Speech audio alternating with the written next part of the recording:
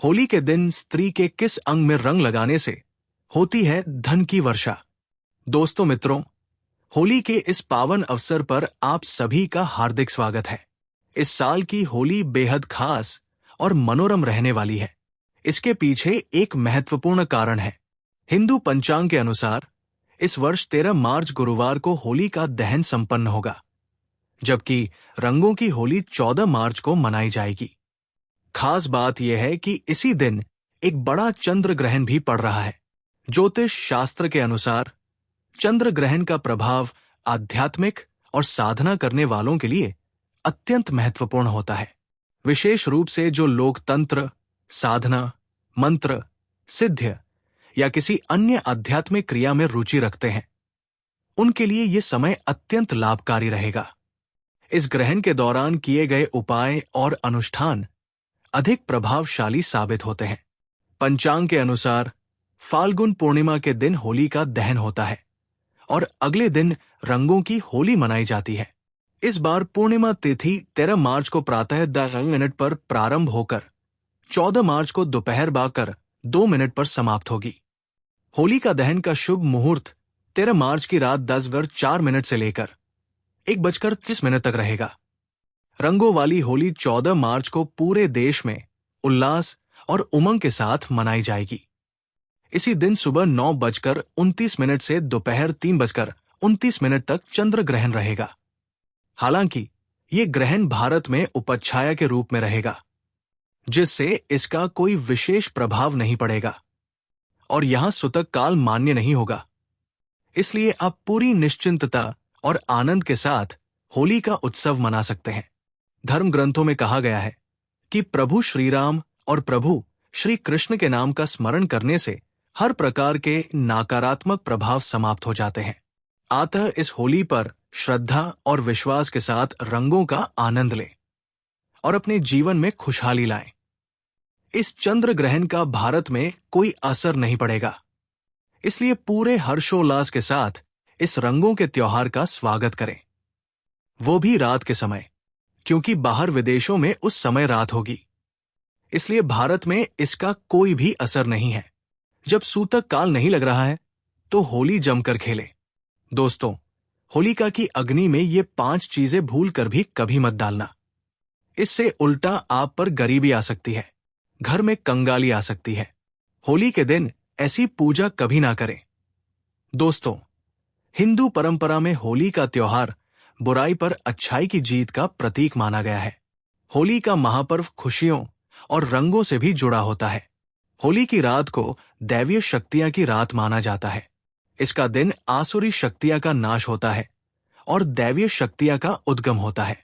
इससे दरिद्रता का नाश करने का, जीवन में चल रही परेशानियों को मिटाने का, दुख, दर्द और तकलीफ सभी कष्टों से छुटकारा पाने का सबसे अच्छा दिन माना जाता है। शास्त्रों में नक्षत्र विद्या में होली की रात को सिद्ध की रात कहा गया है। इस दिन नकारात्मक और सकारात्मक ऊर्जा ये दोनों बहुत ही ज्यादा सक्रिय रहती है। इसलिए लोग सदियों इस दिन सिद्धियां हासिल करने के उपाय करते आए हैं। होली की रात में जो साधना की जाती है वो बहुत ही कारगर और फलदायी सिद्ध होती है, जो 100% से सिद्ध हो ही जाती है। इस दिन आप किसी भी देवता के साधना को सिद्ध कर सकते हैं। आज के इस वीडियो में हम आपको बताएंगे होली पर किए जाने वाले कुछ ऐसे प्रभावशाली उपाय जिनसे आप आने वाले नए हिंदू वर्ष में खुशियां ही खुशियां पाओगे। आप अपने दुख, दर्द तथा कष्टों को मिटा सकेंगे। लेकिन क्या आप जानते हैं, होली पर ये 5 चीजें कभी नहीं चढ़ानी चाहिए। इससे उल्टा आप बर्बाद हो सकते हैं। जानने के लिए वीडियो को अंत तक जरूर देखें। दोस्तों, वीडियो को आगे शुरू करें उससे पहले भगवान भोलेनाथ जी के सच्चे भक्त वीडियो को एक लाइक अवश्य कर दें और कमेंट बॉक्स में हर हर महादेव अवश्य लिख दें, जिससे कि भगवान भोलेनाथ जी का आशीर्वाद आपको सीधे प्राप्त हो सके। दोस्तों, शास्त्रों के अनुसार माना जाता है कि होली का दहन पर होली की अग्नि में टूटा हुआ गन्ना अर्पित नहीं करना चाहिए, ना ही होली में खराब गन्ना अर्पित करना चाहिए। इससे उल्टा आपको होली मैया का श्राप लग सकता है। टूटा हुआ गन्ना पूजा पाठ में इस्तेमाल नहीं किया जाता है। इससे होली माता जाते जाते आपको श्राप दे सकती है। आपके घर में गरीबी का वास हो सकता है। शास्त्रों में माना जाता है कि जब होली का दहन होता है तब होली की अग्नि में पवित्र चीजों को ही डालना चाहिए। जब आप अग्नि में गन्ना डालें तब गन्ने के उपाय हरे भरे पत्ते जरूर होने चाहिए, क्योंकि पूजा पाठ में अधूरी चीजें इस्तेमाल नहीं की जाती। अधूरी चीजें इस्तेमाल करने से अधूरा ही फल प्राप्त होगा। इसलिए गन्ना साबुत होना चाहिए, टूटा हुआ बिल्कुल भी ना हो।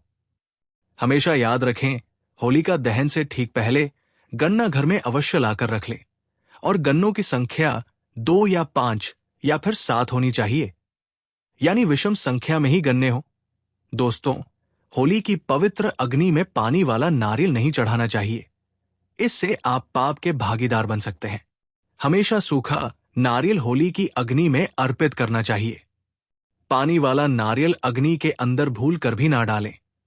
सूखे नारियल को अग्नि में डालने से पहले परिवार का हाथ अवश्य लगा लें। इससे होली माता जाते जाते आपको धन से माला माल बनाएंगी, आपकी गरीबी को साथ ले जाएंगी। पानी वाला नारियल आप पूजा के दौरान फोड़ सकते हैं, लेकिन अग्नि में कभी मत डालना। सूखा नारियल अग्नि में डालने से होली माता आपकी सभी परेशानी को अपने साथ ले जाती है और अग्नि देव भी प्रसन्न हो जाते हैं। अगर आपके मन में बुरे ख्याल आते हैं, अज्ञात भय आपको सताते रहते हैं, तो होली का दहन की पूजा के दौरान एक सूखा नारियल, काले तिल और सरसों को लेकर अपने सिर पर 7 बार घुमा ले और इसे अग्नि में डाल दे। आपकी चिंता होलिका मैया हर लेंगी। दोस्तों, माना जाता है कि होलिका माता को घर में बनाए भोग अति प्रिय है। आपने अपने घर में जो भी बनाया है माता को अवश्य अर्पित करें, लेकिन याद रहे गुजिया चढ़ाते समय देख ले कि गुजिया की संख्या 3 नहीं होनी चाहिए। या तो 2 चढ़ा दे, या फिर 5, 7 या फिर 11 या 21 चढ़ा सकते हैं, लेकिन गुजिया की संख्या 3 नहीं होनी चाहिए।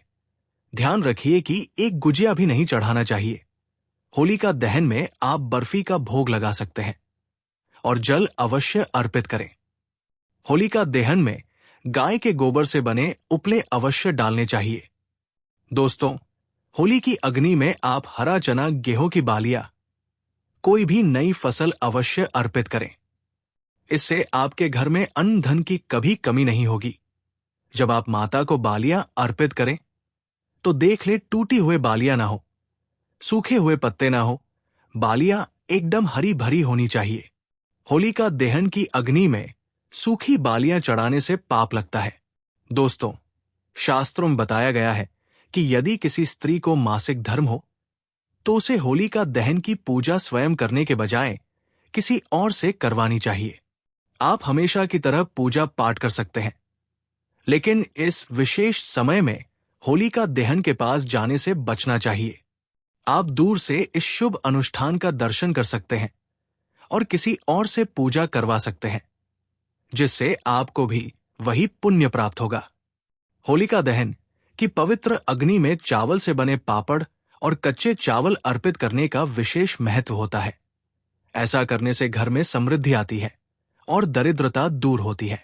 पापड़ और कचरी जैसे पकवानों को होलिका के अग्नि में चढ़ाना शुभ माना जाता है, लेकिन इन्हें पहले से चखना नहीं चाहिए। जो भी पापड़ और कचरी बनाई गई हो, वे पूर्ण श्रद्धा के साथ होलिका को अर्पित करनी चाहिए। इससे घर में धन धान्य की कभी कोई कमी नहीं होती। होलिका दहन से पहले गुजिया या अन्य पकवान बिना अर्पण किए खाना उचित नहीं माना जाता। परिवार के सभी सदस्यों को पहले गुजिया माता को अर्पित करनी चाहिए और फिर आपसी प्रेम और सद्भाव बढ़ाने के लिए एक दूसरे को खिलानी चाहिए। माता को भोग लगाने के बाद ही गुजिया का सेवन करना चाहिए और इसके पश्चात कन्याओं को गुजिया खिलाकर दक्षिणा देना चाहिए। इससे माता रानी और नवदुर्गा का विशेष आशीर्वाद प्राप्त होता है। होलिका दहन के दिन गाय को भोग अर्पित करने का भी अत्यंत महत्व होता है।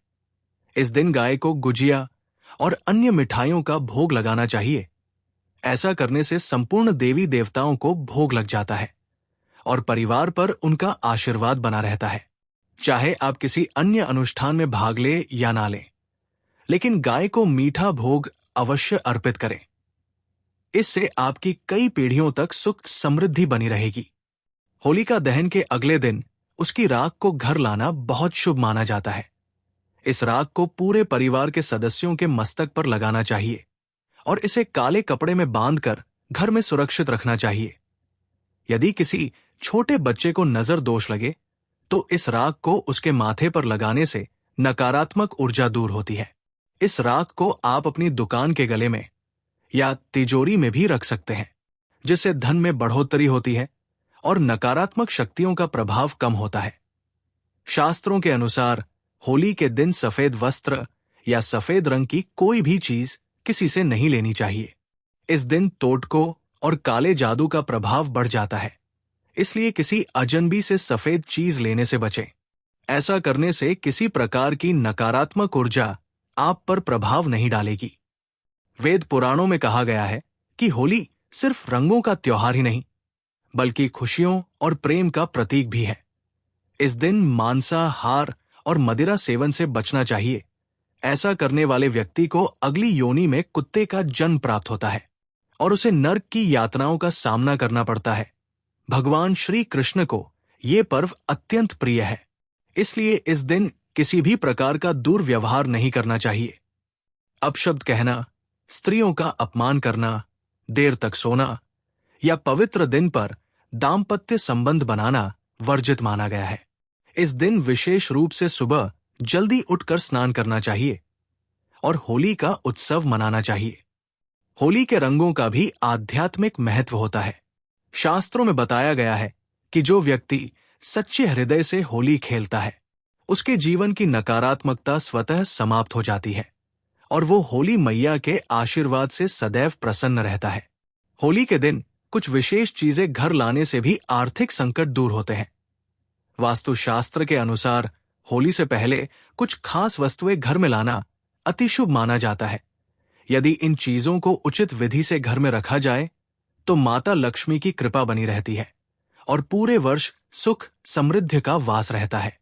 सबसे पहले मुख्य द्वार पर तोरण या बंधनवार लगाना अत्यंत शुभ माना जाता है। हिंदू परंपरा में इसे नकारात्मक शक्तियों को दूर करने और सकारात्मक ऊर्जा को आमंत्रित करने के लिए उपयोग किया जाता है। ऐसा करने से देवी लक्ष्मी प्रसन्न होती है और घर में स्थायी रूप से उनका वास होता है। इस प्रकार होली का ये पावन पर्व हमें धार्मिक नियमों का पालन करने, सकारात्मक ऊर्जा को अपनाने और जीवन में खुशहाली लाने का संदेश देता है।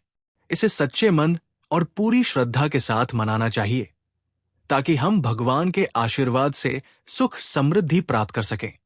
दोस्तों मित्रों, अब हम आपको बताने जा रहे हैं कि स्त्री का वो कौन सा अंग जहां पे होली के दिन रंग लगाने से बेशुमार धन दौलत की प्राप्ति होती है।